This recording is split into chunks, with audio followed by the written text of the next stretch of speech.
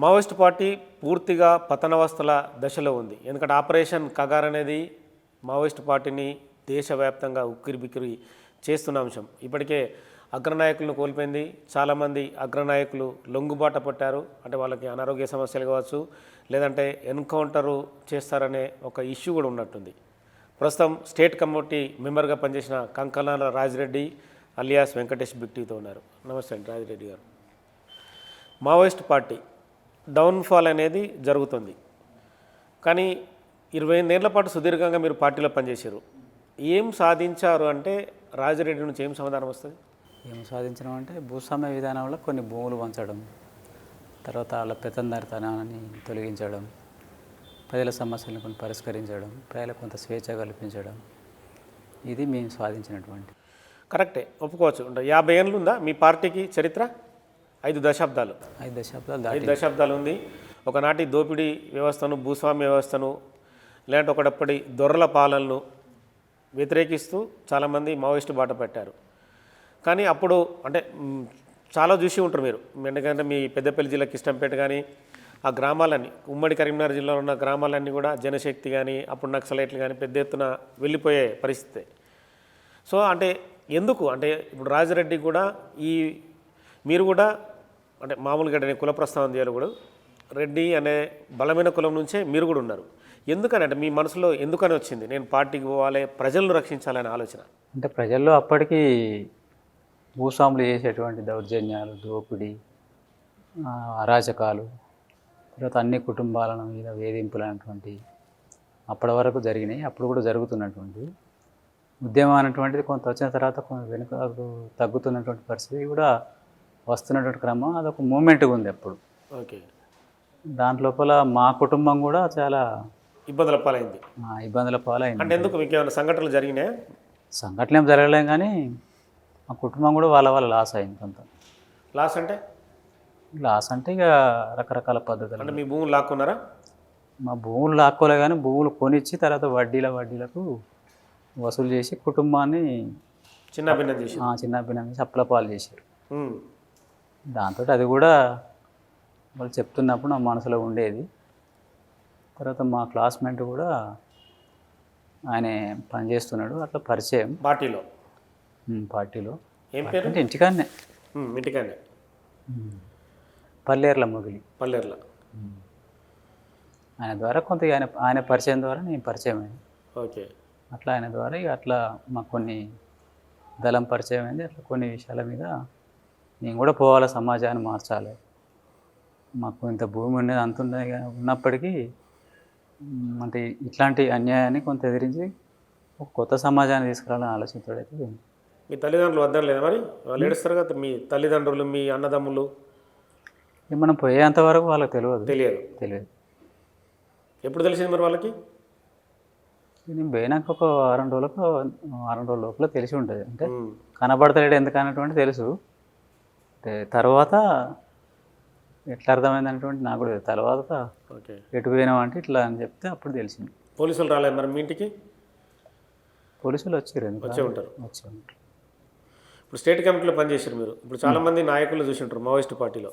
ఎట్లా ఉంటుంది అంటే మీరు అడవులలో తిరిగే క్రమంలో రోజు ఎన్ని కిలోమీటర్లు నడుస్తారు? మీకు అక్కడ షెల్టర్ దొరికితే ఒకవేళ మీకు పైన పోలీసులు అటాక్ చేస్తే అక్కడ ఉన్న పరిస్థితులు ఎలా ఉంటాయి? రోజు నడుస్తాం, వండుకుంటాం, తింటాం. ప్రోగ్రామ్ సుమారు ఎన్ని కిలోమీటర్లు నడుస్తారు? అంటే ఎన్ని కిలోమీటర్లు అంటే 5 నడవచ్చు, 6 నడవచ్చు, 10 నడవచ్చు.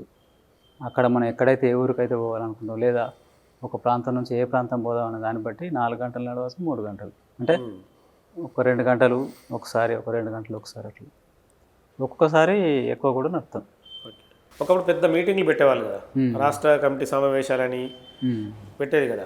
సో అంటే మీకు ఒక సేఫ్ సైడ్ ప్లేస్ ఎంచుకొని పెడతారా? అక్కడ ప్రాంతంలో ఉన్న ప్రజలకు అనుసంధానంగా ఉంటూ ఒక ప్లేస్ ఎంచుకొని, అంటే ప్రజలతోటి కొంత సంబంధాలు ఉండి బలంగా ఉన్నటువంటి ప్రాంతంలో ఆ టెరైన్ అనుకూలతను చూసుకొని అక్కడ ఏదైనా మీటింగ్ కోసం ఏర్పాటు చేసుకుంటాం. ఇన్నేళ్ల మావోయిస్ట్ పార్టీలో సమాజానికి ఏం జరిగిందనేది చాలామంది క్వశ్చన్ చేస్తున్నారు. సమాజంలో మార్పు ఏమైనా వచ్చిందా మావోయిస్ట్ పార్టీ ఉండడం వల్ల? మావోయిస్ట్ పార్టీ వల్ల కొంత మార్పు వచ్చింది. తర్వాత మళ్ళీ నేను దెబ్బైన తర్వాత మళ్ళీ ఇంకొక రకమైన మార్పులు వచ్చినాయి. అంటే ఏ రకంగా? ఇక ప్రభుత్వం కొన్ని మేము వెనక్కి తగిన తర్వాత దెబ్బైన తర్వాత ప్రభుత్వం కొన్ని అభివృద్ధి కార్యక్రమం చేయడం కానీ సంస్కరణలు ప్రవేశపెట్టడం అలాంటి దాంతో ఇక కొద్దిగా ప్రభుత్వ ఆధీనంలోకి పోయి రోడ్ల వ్యవస్థ కానీ ఇవన్నీ రావడం అవును, ప్రజాస్వామ్య వ్యవస్థలో ఇలాంటివి జరిగినాయి.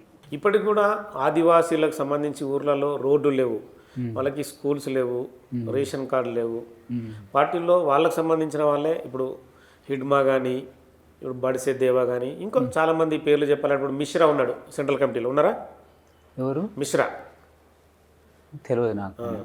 సో వీళ్ళందరూ ఉన్నా కూడా అక్కడ డెవలప్ కాకపోవడానికి పరిస్థితి ఏంటి? డెవలప్ అంటే అందరూ ఒకే రకంగా బతకాలన్నటువంటిది కనబడుతుంది, కానీ ఈ రోడ్ల వ్యవస్థ తర్వాత ఈ హాస్పిటల్ ఇవన్నీ అయితేనో అట్లాంటి డెవలప్ లేదు. కానీ ఒక రోడ్డు ఒక దీన్నే చూసి మేమైతే డెవలప్ అనుకోం, కానీ ప్రజల జీవన విధానం ఎట్లా మెరుగులు ఉన్నాయి, అప్పటికి ఇప్పటికి ఎట్లా బతుకుతున్నారు, సరి సమానత్వంగా ఎట్లా బతకాలి, ఎట్లా ఉండాలనుకుంటే మేము దాన్ని డెవలప్ చేస్తాం. ఎక్కువ వీలైన మేరకు స్కూల్స్ ఎక్కడైతే మనకు అనుకూలంగా ఉంటాయో ఓకే అక్కడ ఇప్పుడు ఛత్తీస్గఢ్లో, అక్కడ జార్ఖండ్, బీహార్లో అక్కడ కొన్ని ఏర్పాటు చేసిరని తెలుసు, కానీ మనకు అంత నిర్దిష్టంగా తెలియదు. స్కూల్స్ పెట్టిరా? ఇక్కడ అయితే కొన్ని నడిపారు ఛత్తీస్గఢ్లో. అంటే మీ పార్టీకి సంబంధించిన నేతలే చదువులు చెప్పేవాళ్ళ?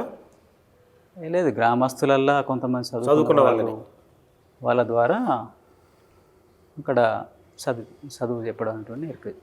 మొత్తం ట్రైనింగ్ ఇచ్చి మా పార్టీ నుంచే ట్రైనింగ్ ఇస్తుంది వాళ్ళకు, అంటే ఎట్లా చెప్పాలి ఏంటనేటువంటి కొంత వాళ్ళు ఆల్రెడీ చదువుకుంటారు కాబట్టి వాళ్ళ ద్వారా అట్లా చదువు నేర్పించింది చాలామంది. గవర్నమెంట్ స్కూళ్ళ కంటే కూడా మంచి చదువుకున్నారని చెప్తారు వాళ్ళు. అంటే ప్రభుత్వం ఒకటి ఆరోపిస్తుంది, మావోయిస్టులు అభివృద్ధి నిరోధకులు అనేది ఆరోపణ. నిజంగానేనా?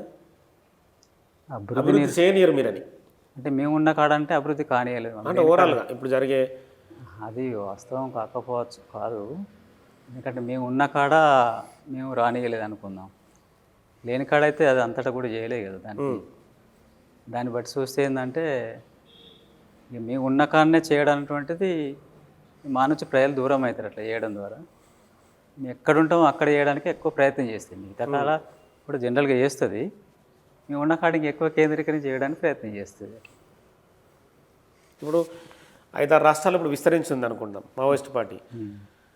ఒక స్టేట్ కమిటీ కానీ సెంట్రల్ కమిటీ కూర్చున్నప్పుడు మీ విధి విధానాలు ఎలా ఉంటాయి? అంటే మీకు ఇన్పుట్స్ వచ్చి ఇక్కడ ఈ ప్రాంతంలో ఇట్లా ఉంది, ఈ నాయకుడు ఇట్లా చేస్తుండ అనేది చర్చకు వస్తుందా? అంతటికి ఎందుకుంటే ఏ రాష్ట్ర కమిటీ ఆ రాష్ట్ర కమిటీ మీటింగ్ ఎవరైనా సరే మీ స్టేట్ కమిటీ కూర్చున్నా కూడా అంటే ఎవరు చేసినా కూడా చర్చకు వస్తుంది. తప్పులు చేసినా ఒప్పులు చేసినా వాళ్ళకి ఇచ్చిన బాధ్యతని చేసే విషయంలో సరిగా అయిందా కాలంటే సమీక్ష చేసుకొని వాటి మీద తప్పులు ఒప్పులు ఉంటే సమీక్షలో రాసుకుంటాం, తర్వాత విమర్శ కూడా చేసుకుంటాం. అంటే వాస్తవం ఏం చేసినా ఇంకా ఎక్కడ మిస్టేక్ చేసినటువంటి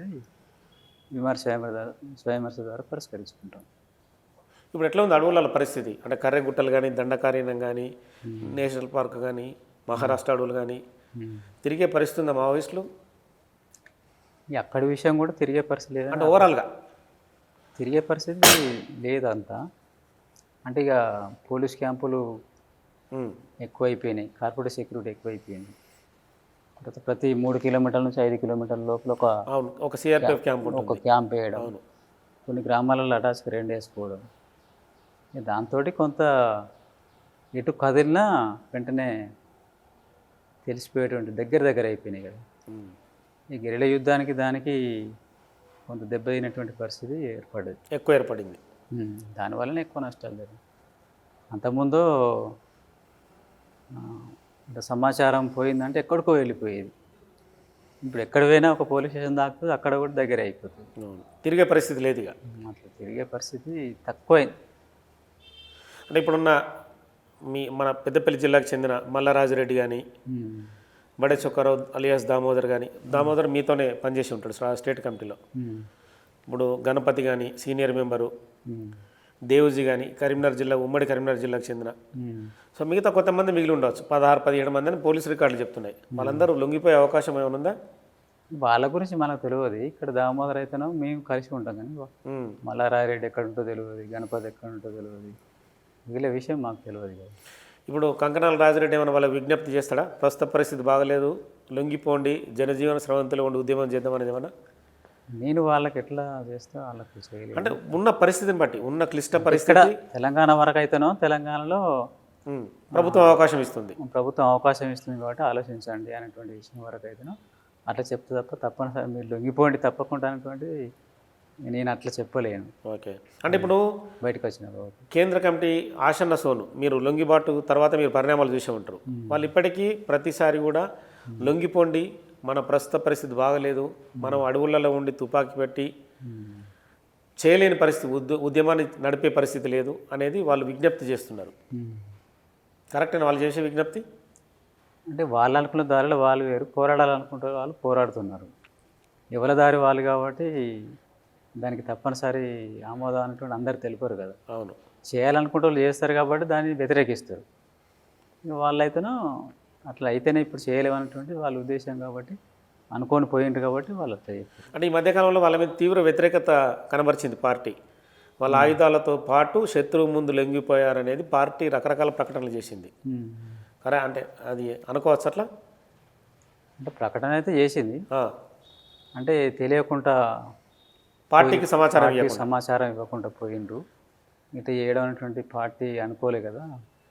అట్లా ద్రోహం ఇప్పటివరకు జరగలేదు. అట్లాంటి ద్రోహం అనేటువంటిది అయితే పార్టీ ప్రకటన అయితే చేసింది. కానీ వాళ్ళకున్న పరిస్థితులు మరి పార్టీ బేరీజ్ చేసుకోవాలి కదా, అది కూడా వాళ్ళకున్న ఎక్కడేం జరిగిందో అనేది. ఎందుకు చేసుకోలేదంటారు మరి అట్లా? ఎవరు? ఇప్పుడు ఒకసారి ఇప్పుడు మీరు కూడా లొంగుబాటుకు వచ్చే ఉంటారు, మీరు కూడా సమాచారం ఇచ్చారు పార్టీకి? సమాచారం ఇచ్చేయచ్చు. అంటే అనారోగ్య కారణాలు ఉన్నాయని. అన్నోళ్ళకి అంటే మీ వెపన్ గిపన్ అన్ని సరెండర్ చేసిరా? వాళ్ళకే ఇస్తాం కదా ఎవరైనా. చేస్తారు. మరి మొన్న రీసెంట్గా దేవా 48 వెపన్లు పట్టుకొని వచ్చి లొంగిపోయిండు, డబ్బులు కూడా తెచ్చిండు. మరి ఆయనను ఎలా చూడొచ్చు మరి మనం? వాళ్ళ ఇష్టం, వాళ్ళు ఎంచుకున్న మార్గాన్ని వాళ్ళు ఎంచుకుంటారు, మనం ఎంచుకున్న మార్గాన్ని మనం ఎంచుకుంటాం. అంటే ఇప్పుడు వాళ్ళందరినీ ద్రోహులుగా ప్రకటిస్తుంది ఇక పార్టీ. అంటే ఇప్పుడు ఒక పరిస్థితి కూడా వచ్చింది. ఇప్పుడు వాళ్ళు ఎక్కడ తుపాకులు పెట్టి రావాలి, ఎవరికి ఇచ్చి రావాలి? ఓకే. ఆ కనెక్టివిటీ లేదు, ఇప్పుడు సమన్వయం లేదు, సమన్వయం లేదు, కనెక్టివిటీ లేదు. ఉన్న వాళ్ళంటే ఇచ్చేస్తాం, అవును. లేదనుకుంటే తుపాకీ ఆడ పెట్టి రావాలి. పెట్టొస్తే ఎక్కడ పెట్టొచ్చినాం అంటే అనివార్యంగా చెప్పాల్సి వస్తుంది. అవును. అంటే ఇది వెనక చేరి వచ్చిన వాళ్ళది ద్రోహం అనుకోవచ్చు, ఏమనుకోవచ్చు నాకు తెలియదు. కానీ అంటే ఆ పరిస్థితులు వచ్చారు ఎట్లా అనేది నాకు తెలియదు. అవును. కాంటాక్ట్లు అయితే చాలా వరకు అంతటా కట్ అయి ఉన్నాయి. ఓకే. ఎక్కడికక్కడ ఒక బ్యాచ్ పోయిందంటే అది ఎప్పుడూ కలుస్తుంది. తర్వాత ఇప్పుడు వీళ్ళకు ఇడుమ చనిపోయిన తర్వాత ఎవరు కనెక్ట్ ఉన్నారు లేదనేటువంటిది కూడా మనకు తెలియదు. హిడ్మా ఎన్కౌంటర్ జరిగినప్పుడు మీ పార్టీలో ఉండి ఉంటారు, అవునా? పార్టీలో అంటే ఏ రకంగా పార్టీ విశ్లేషించింది ఎన్కౌంటర్ని? పట్టుకొట్టి కాల్చి చంపారనా, లేదంటే షెల్టర్ జోన్కి వెళ్ళినప్పుడు పట్టుకపోయి కాల్చి చంపారనా? మనకు తెలియదు, వాళ్ళు కమిటీ నిర్ణయించుకున్నారు. అంటే జనరల్గా మీ మధ్య కూడా చర్చకు వస్తుంది కదా, మీరు కూడా 10 మంది ఉన్నప్పుడు మాట్లాడుకుంటారు కదా. నేను అప్పటికి లోపల ఉన్నా కానీ పక్కకు ఉన్నా, నేను వాళ్ళందరితో లేని ఇక. ఓకే. అంటే కొద్దిగా అనారోగ్యం ఉన్నా కాబట్టి నేను పోతాననేటువంటి దాంతో కొంత సేఫ్ జోన్లో ఉన్నారు. సేఫ్ జోన్ అంటే అక్కడే, కాకపోతే వాళ్ళు అటు ఇటు పోతారు కాబట్టి నేను ఎక్కువ నడవలేని పరిస్థితి ఉంటుంది. దాని చలి ఉన్నా కానీ ఇక అంటే అక్కడ పట్టుకొని చంపారా అనేటువంటిది ఆరోపణ మనకు ఖచ్చితంగా తెలియదు. ఖచ్చితంగా సమాచారం అయితే లేదు, మనకు లేదు. అంటే అని ఎట్లా బయటికి పోడు కదా అనేటువంటిది ఉన్నది. అవును. కానీ కరెక్ట్ మనకు అంత తెలియదు. వాళ్ళు ఎట్లా నిర్ణయించుకున్నారు, ఎంతమంది ఎట్లా వేయరు అనేటువంటిది ఆశ్చర్యాన్ని కలిగించే విషయంగా కనబడుతుంది. అంతమంది పోరు కదా బయటికి. అవును. ఎట్లా వేరో తెలియదు మరి. విజయవాడలో, కాకినాడలో చుట్టుపక్కల షెల్టర్ తీసుకున్నారు కదా పెద్ద ఎత్తున. వాళ్ళ కమిటీ ఏం నిర్ణయం తీసుకునే తెలియదు మరి. ఇప్పటికీ మావోయిస్ట్ పార్టీలో చాలామంది పట్టణ గ్రామీణ ప్రాంతాలకు వచ్చి షెల్టర్ తీసుకుంటున్నారు అనేది ఒకటి ఉంది, నిజమేనా? గ్రామీణ ప్రాంతాల్లో కానీ ఎక్కడ కానీ ఇప్పుడు ఒక్కరోజు కూడా దాగే పరిస్థితి ఏం లేదు. అంటే అక్కడ కూలీలుగా లేదంటే ఇంకో పనులు చేసుకుంటూ పార్టీ కూడా ఒక మాట చెప్పిందట కదా, ప్రస్తుతం మీరు షెల్టర్ జోన్కి వెళ్ళండి, తదుపరి పరిస్థితులు అనుకూలంగా ఉంటే అప్పుడు ఆలోచిద్దాం అనేది, నిజమైనది? అది మరి తెలంగాణలో అయితే తీసుకోలేదు, మరి అక్కడ తీసుకోవాలని మాకు తెలియదు. ఇక్కడైతే అట్లా అంటే ఓవరాల్గా సెంట్రల్ కమిటీ నిర్ణయం తెలియదు. అప్పుడైతేనో విడివిడిగా పోయి పని చేయాలి టీంలు అనేటువంటిదే ఉండే.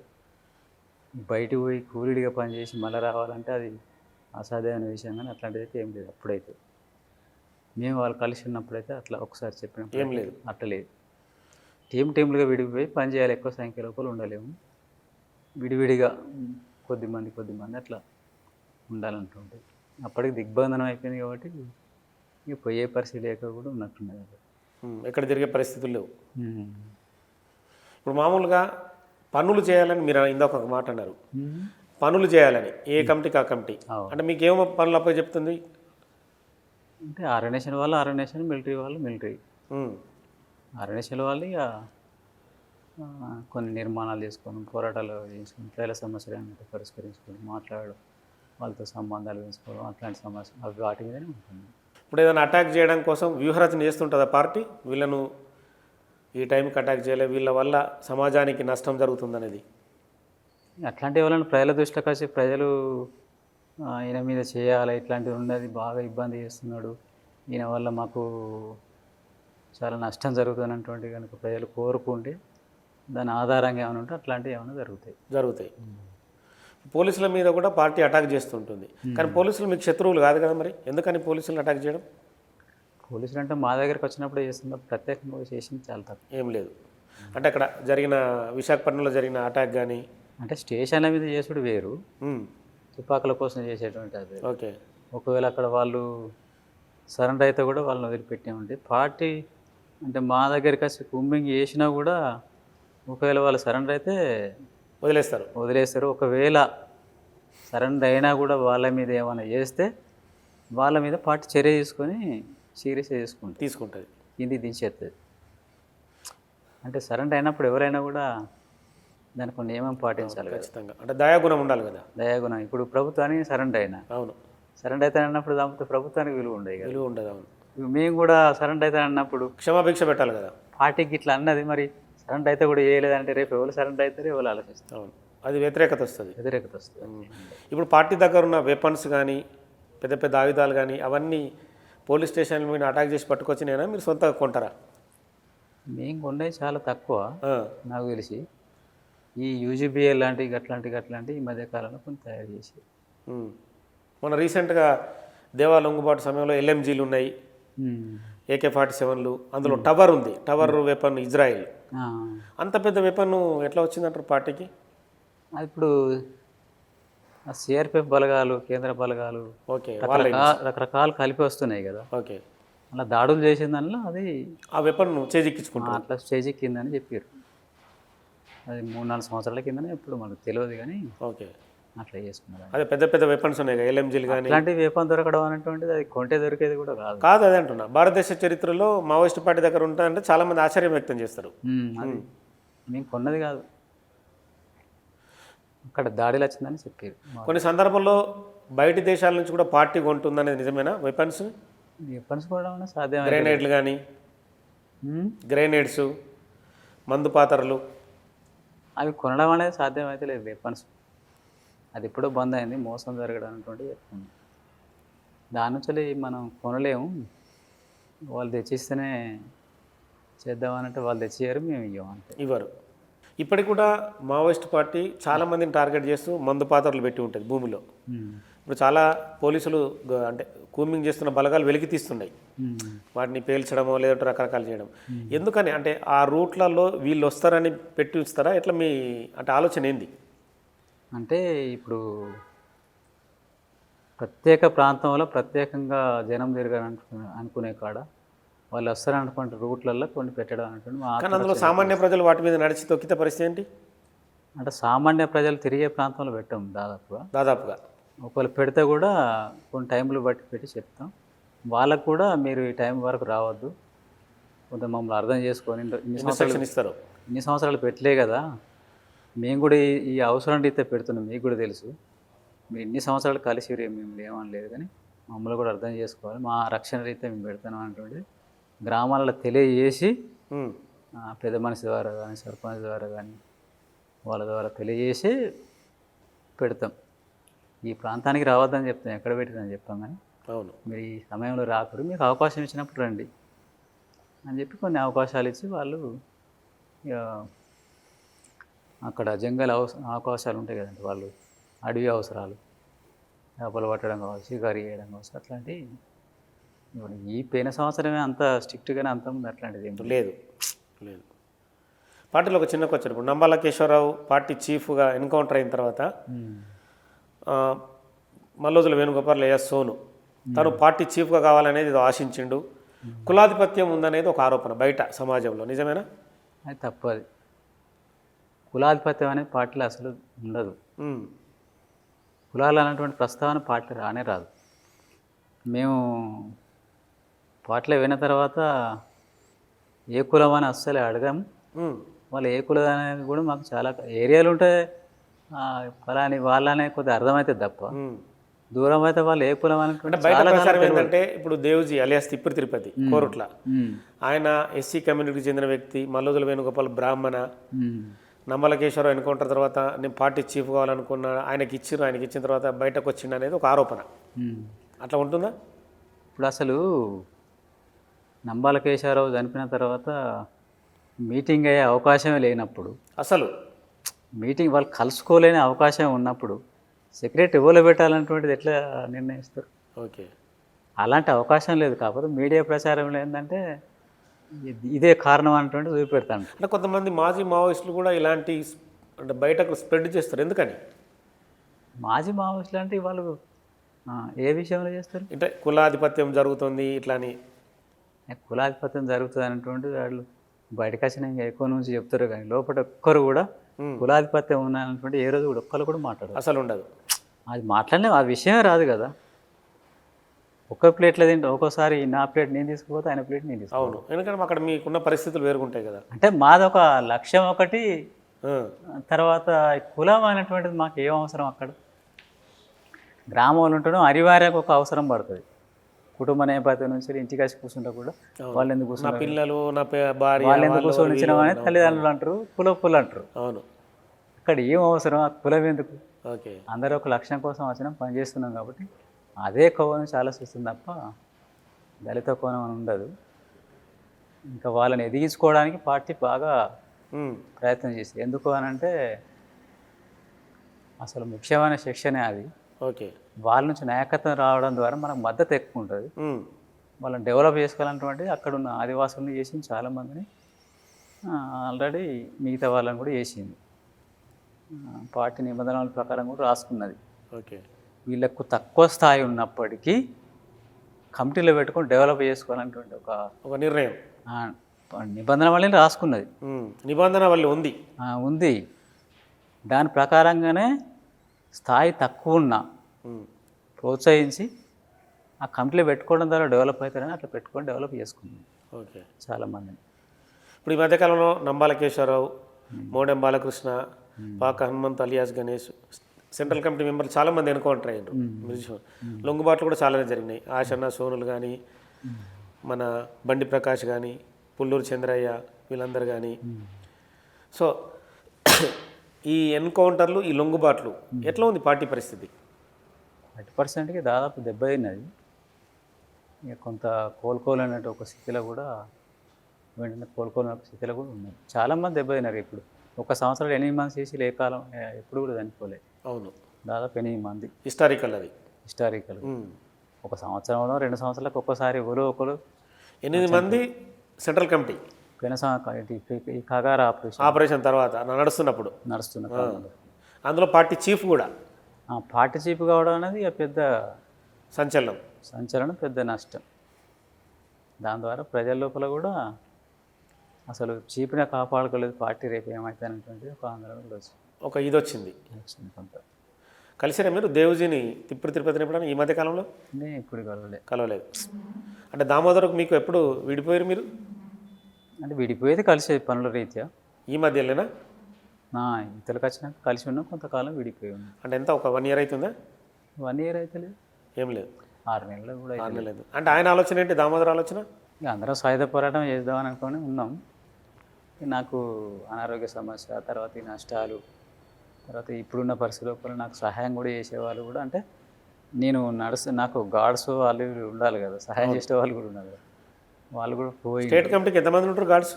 ఇద్దరు ఉంటారు. ఇద్దరు. సెంట్రల్ కమిటీ వాళ్ళకి సెంట్రల్ కమిటీ వాళ్ళకు 8 మంది. 8 మంది ఉంటారు. ఇప్పుడు నమ్మాల కేశవరావు లాంటి చీఫ్కి 30 మంది ఉంటారు అంటారు, నిజమేనా? అంటే ఇక ప్రత్యేకంగా ఒక ప్లాటూన్ కానీ కంపెనీ కానీ వాళ్ళకు పెడతారు. చీఫ్కి ఎక్కువ మంది ఉంటారు. ఎక్కువ మంది. సెంట్రల్ కమిటీ వాళ్ళకి సెంట్రల్ కమిటీ వాళ్ళకు ఒక 10 మంది వరకు 10 మంది గార్డ్స్ ఉంటారు. ముఖ్యమైన గార్డ్స్ వేరే, దాని ప్రొటెక్షన్గా వాళ్ళకు ఇంకొంతమంది ఉంటారు. వాళ్ళు విడిగా ఉండు కొంత పక్క పొంటే ఉంటారు కాబట్టి పక్కల పొంటే ఎక్కడో ఇతర మద్దతుతో ఉంటారు కదా వాళ్ళు. సాయుధ పోరాటం పూర్తిగా కనుమరుగయ్యే పరిస్థితి. ఇప్పుడు రాజిరెడ్డి కానీ, చంద్రన్న కానీ, బండి ప్రకాష్ కానీ, సరే చాలామంది చాలా చెప్తున్నారు మేము ప్రజా ఉద్యమంలో ఉంటాం, ప్రజల్లోకి వెళ్ళి పోరాడదాం అంటున్నారు. రాజిరెడ్డి కూడా అదే చేస్తాడా? అంటే ప్రజల కోసం బయట ఉన్నారు కదా ఇప్పుడు మీరు, సరే మీకు కొంత అనారోగ్యం ఉండవచ్చు, ప్రజల్ని చైతన్యవంతులు చేయడానికి బయట ఉండి మీరు ఇంకేమైనా కార్యాచరణ చేపడతారా? ఇప్పుడు వెంటనే అయితే నేను కార్యాచరణ చేపట్టే పరిస్థితి లేదు. పూర్తిగా అనారోగ్యం గురైనా కాబట్టి నాకు చాలా టైం పడుతుంది. ప్రజల వైపు ఉండి ప్రజల పక్షాన ఉండి ప్రజలు చేసేటువంటి కార్యక్రమంలో పాల్గొనడం, వాళ్ళకి ఏమన్నా జరిగితే ప్రభుత్వ పరంగా మాట్లాడడం అనేటువంటి తర్వాత ఏమైనా అక్కడ ఉన్న పరిస్థితిని బట్టి ఆలోచించాలి. ఓకే. ఇప్పటికి కూడా చారిత్రాత్మక స్తూపాలు అన్నిటిని కూడా కూల్చివేయబడుతున్నాయి మొత్తం అడవులలో. ఏం చెప్పదలుచుకున్నారు మీరు? ప్రభుత్వం అది ఉండద్దనేటువంటి విధ్వంసం చేసినప్పుడు మేము ఏం చెప్తాం? ప్రభుత్వం అనుకున్న కార్యక్రమం చేస్తాయి కదా. అవును. దానివల్ల ఇక మేము చెప్పలేము. విధ్వంసం చేస్తుంది అనేటువంటిది అర్థమైంది కూడా. అంటే ఇది కనబడద్దు, ఇక దానికి ఆలోచన ఉండద్దు అనేటువంటిది ఉంటాయి కదా, అట్లా చేసింది. ఇప్పుడు మిగతా రాష్ట్రాలకు భిన్నంగా తెలంగాణ గవర్నమెంటు మీ అందరి లొంగుబాటుకి, అంటే ప్రస్తుతం ఉన్న మావోయిస్టుల లొంగుబాటుకి పూర్తి సహకారం అందిస్తుంది. ఏదో ఒక కనెక్టివిటీ ద్వారా వాళ్ళని లొంగుబాటుకు తీసుకొచ్చి రివార్డ్ అందజేసి మంచి జీవనం కల్పించాలనే ఉద్దేశంతో ఉంది. అంటే ముఖ్యంగా ముఖ్యమంత్రి రేవంత్ రెడ్డి, ఇప్పుడున్న డీజీపీ శ్రీధర్ రెడ్డి, ఎస్ఐపి చీఫ్గా ఉన్న సుమతి కానీ, వీళ్ళందరూ కూడా ఎఫర్ట్స్ని పెట్టి ఎట్లా చూస్తుంది? అంటే ఇది మంచి పరిణామమేనా లొంగుబాటు అనేది? అంటే ఇప్పుడు ఎవరైతే రావాలనుకుంటారో లేకపోతే వచ్చే వాళ్ళను అక్కడ ఉండే వాళ్ళు కూడా ఆలోచించే విధంగా ప్రోత్సహించినటువంటిది కూడా ఒక మంచి పరిణామం కూడా చెప్పుకోవచ్చు. ఉండేవాళ్ళు ఉండడు వేరు, కానీ ప్రభుత్వాన్ని కల్పిస్తుంది అనేటువంటిది అన్నప్పుడు కొంత ఇక నేను పోయి పని చేస్తే ఇప్పుడున్న పరిస్థితులు అక్కడ ఏం లేదనుకున్నప్పుడు రావడానికి అవకాశాలు, ఒక స్పేస్ కల్పించడం అనేటువంటిది ఒక మంచి అవకాశం. అంటే కాంగ్రెస్ గవర్నమెంట్ ఏర్పడిన తర్వాత మిగతా రాష్ట్రాలకు భిన్నంగా సాగుతుంది ఇక్కడ భిన్నంగా సాగుతుంది. కొంత ప్రభుత్వం ఇక నష్టాలు కాకుండా సరెండర్నే ఎక్కువ ప్రోత్సహించి వీలైన మేరకు సరెండర్ చేయించుకుంటే మంచిది అనేటువంటి ఆలోచనతో ఉన్నది. దానివల్లనే మేము కొంతకాలం ఇక్కడ ఉండగలిగినాం తెలంగాణలో. ఓకే. లేకపోతే నష్టపోయే వాళ్ళం కావచ్చు పూర్తిగా. ఇక్కడ కూడా వేరే రాష్ట్రాల పోలీసులకు దొరికితే కనుక, వేరే రాష్ట్రాల పోలీసులకు దొరికినా తెలంగాణలో ఉన్నా కూడా పాతలాగుండి ప్రభుత్వం కొంత సరెండర్నే చేయించుకుందాం ఓకే అనే దాంతో కొంత ఓపికతోటి అది ఉండి పనిచేసింది. కొంతమంది ఇప్పుడు లొంగిపోవడానికి అంటే తాము వస్తే కనుక పరువు సమస్యగా భావిస్తున్నారట, నిజమేనా? అంటే ఇన్నేళ్ళు మేము ఉద్యమంలో ఉన్నాం, ఏం చెప్తాం ప్రజలకు వచ్చి లొంగిపోయి అనేది కొంతమంది ఆలోచిస్తున్నారట. అంటే ఇక్కడే ఉద్యమం చేసినాం, ఇక్కడే చచ్చిపోతాం అన్న ఆలోచనలో ఉన్నారట, అది నిజమేనా? పరువు సమస్య అనేటువంటిది కానీ ఇంతకాలం ఉండి ఇక మళ్ళీ పోయి ఏం చేస్తాం? అంటే అట్లా నడిచింది ఏమైనా టాక్స్ మాటలు? అట్లేం నడవలే కానీ లక్ష్యం కోసం పని చేసినాం కదా. తర్వాత చివరి టైంలో పోయి ఏం చేస్తాం? ఇప్పుడు ఏం కొత్తగా చేసేది ఏముంటుంది ఆడ? చనిపోతే సంవత్సరం బాగుతాం కాబట్టి మళ్ళీ ఆడిపోయి కొత్తగా ఏం చేస్తాం అనేటువంటిది ఆలోచన అయితే ఉంటుంది కొంతమందికి. అట్లా ఇప్పుడు 1990s అంటే కొన్ని దశాబ్దాలకి ఇప్పుడు జరుగుతున్న నవ సమాజానికి రాజిరెడ్డి ఏం తేడా గమనించాడు? ఏం గమనించినామంటే ఇప్పుడు సాయుధ పోరాటం అంటే కొంత దెబ్బతిన్నది. తర్వాత పై చేయిలో ప్రభుత్వాలు ఉన్నాయి. తర్వాత ఇక కొంత ప్రభుత్వాలు కూడా కొన్ని అవసరాలు ఇస్తే కొన్ని అభివృద్ధి కార్యక్రమం చేయడానికి కొంత ప్రయత్నాలు చేస్తున్నాయి, కొంత పరిష్కరిస్తున్నాయి. ఇక మేము ప్రజల సమస్యలు పరిష్కరించే విధంగా మాకు అవకాశాలు కల్పిస్తలేదు, అంటే అవకాశం దొరుకుతలేదు. మేమేం చేసే పరిస్థితి కూడా లేక కొంత దెబ్బతిన్నాయి ప్రజలను కలిసే విషయం, తర్వాత వాళ్ళతోటి సమస్య పరిష్కరించే విషయాన ఉంది. అయితే ఈ వ్యవస్థ దోపిడీ అనేటువంటిది అది కొంత ఉంటుంది, అది ఉన్నది, ఎట్టి పరిస్థితుల్లో ఉంటుంది, అది ఉన్నది. దానివల్ల ఏంటంటే ప్రజలు మీరు ఉంటేనే మాకు ఉపయోగం అనేటువంటిది అంటారు. కానీ ఇక వాళ్ళకు కూడా ఈ దాడులు జరుగుతున్న క్రమంలో పార్టీ దెబ్బతింటుంది అనేటువంటిది వాళ్ళకు వచ్చేసింది. ఒక డాక్యుమెంట్ బయటకు వచ్చింది ఈ మధ్యనే, ఒక డాక్యుమెంట్ మావోయిస్ట్ పార్టీది. లాస్ట్ ఇయర్ ఏదో డీజీపీల సమావేశంలో అది బయటకు చూపించారట. అంటే మన విధానాన్ని మార్చుకోవాలి, మనము గతంలో పాత విధానాన్ని కొనసాగిస్తున్నామని చెప్పి మావోయిస్ట్ పార్టీ ఒక 30 పేజీల డాక్యుమెంట్ రాసింది. అంటే ఆపరేషన్ కగారు నడుస్తున్న క్రమంలో అంటే విడిపోవాలి, సేఫ్ జోన్లలో ఉండాలి, ఎక్కడికక్కడ ఉంటూ ఆపరేషన్లు చేయాలి అనేది డాక్యుమెంట్. నిజం మీరు చదివిన డాక్యుమెంట్ అది? మేము చదవాలి అట్లాంటిది ఏం లేదు, కానీ విడిపోయి పని చేసుకోవాలి ఎక్కడ అక్కడ. ఆ డాక్యుమెంట్లో ఈ పదం ఉంది. తెలియదు అది అంత వివరంగా నాకు అట్లా గుర్తు. అంటే సెంట్రల్ కమిటీ స్టేట్ కమిటీలకు ఏమైనా డాక్యుమెంట్ పంపించి చదువుకోమని అది అందరికి చెప్పమని చెప్పింది ఏమన్నా? అంటే సారాంశం చెప్పింది. సారాంశం మీన్స్ అంటే ఏమని? సారాంశం అంటే ఇక ఇప్పుడు ఉన్న పరిస్థితుల్లో పాతలాగా పెద్ద సంఖ్య లోపల ఉండలేము, 4-5 చొప్పున 3 చొప్పున అట్లా తిరిగి అట్లా ఆత్మరక్షణ చేసుకుంటూ, ప్రధానంగా ఆత్మరక్షణ చేసుకుంటూ ఆ ప్రజలతో సంబంధాలను మెయింటైన్ చేయాలి. ఇట్లా టీములకు ఉండాలన్నటువంటిది. అంటే అంతకుముందు పెద్ద సంఖ్య లోపల తిరిగేవాళ్ళు మీరు ఒకే ప్రాంతంలో ఉండడం, ఆయుధాలు వేసుకొని అప్పుడు చదివిగల అవకాశం ఉన్నది.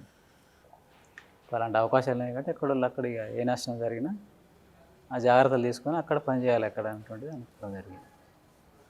అదే దాని సారాంశం అంతా. ఇన్నేళ్ల జీవితం మీరు 3 దశాబ్దాల పాటు పార్టీలో గడిపొచ్చారు. సమాజానికి ఏం చెప్పదలుచుకున్నారు? సమాజంలో ఉన్న యువతకి ఇప్పుడున్న నడుస్తున్న అంటే పరిస్థితులకు అనుగుణంగా యువతకు రాజిరెడ్డి ఏం చెప్పదలుచుకున్నాడు? అందరు కలిసి సమాజాన్ని బాగుపరచాలన్నటువంటిదే అనుకుంటున్నాను నేను. అంటే ప్రభుత్వం చేసేటువంటి దాన్ని ఉంటే మాట్లాడడం, చేయడం, పరిష్కరించుకోవడం అనే పద్ధతి ఇప్పుడు ప్రస్తుతం నడిచే పరిస్థితి ఉంది కాబట్టి అది చేసుకోవాల్సి ఉంది. ఓకే, థ్యాంక్ యూ రాజిరెడ్డి గారు. సో మొత్తానికైతే 28 ఏళ్ళ తన మావోయిస్ట్ పార్టీలో ప్రస్థానాన్ని కొనసాగించాడు. అప్పుడున్న పరిస్థితుల నేపథ్యంలో అండర్గ్రౌండ్కి వెళ్ళి అప్పుడు నక్సలైట్గా మావోయిస్ట్గా తన ఉద్యమాన్ని కొనసాగించాడు. కానీ ఇప్పుడు అనారోగ్య కారణాల రీత్యా స్టేట్ కమిటీ మెంబర్ అయిన కంకనాల రాజిరెడ్డి అలియాస్ వెంకటేష్ తెలంగాణ పోలీసుల ముందు లొంగిపోయాడు. కానీ పరిస్థితులు మాత్రం చాలా దుర్భరంగా ఉన్నాయి. ఆపరేషన్ కగారు కొనుస్తున్న ఈ టైంలో లొంగుబాటుకు వచ్చేవాళ్ళు ఖచ్చితంగా రావాల్సిన అవసరం ఉందంటున్నాడు. ఇక మిగతా వాళ్ళ సంగతి అంటే వాళ్ళ ఆలోచన విధానం బట్టి వాళ్ళు మసులుకోవాలంటున్నాడు. కానీ జల్లెడ పడుతున్న ఈ టైంలో, అంటే అడవుల్ని జల్లెడ పడుతున్న ఈ టైంలో సేఫ్ సైడ్ మార్గంగా మాత్రం లొంగుబాటుకే మొగ్గు చూపాలనేది లొంగిపోయిన ప్రతి మావోయిస్టు కూడా తన అభిప్రాయం చెప్తున్నాడు. ఇంకా ప్రజా ఉద్యమం కొంతమంది చేస్తామంటున్నారు, అది తదుపరి విషయం. సో మొత్తానికైతే తన లొంగుబాటుకు జరిగిన పరిణామాలన్నింటినీ కూడా బిగ్ టీవీ వివరించాడు. విత్ కెమెరామెన్ శంకర్రావు, శ్రీకాంతులతో Nagesh, big TV signing of.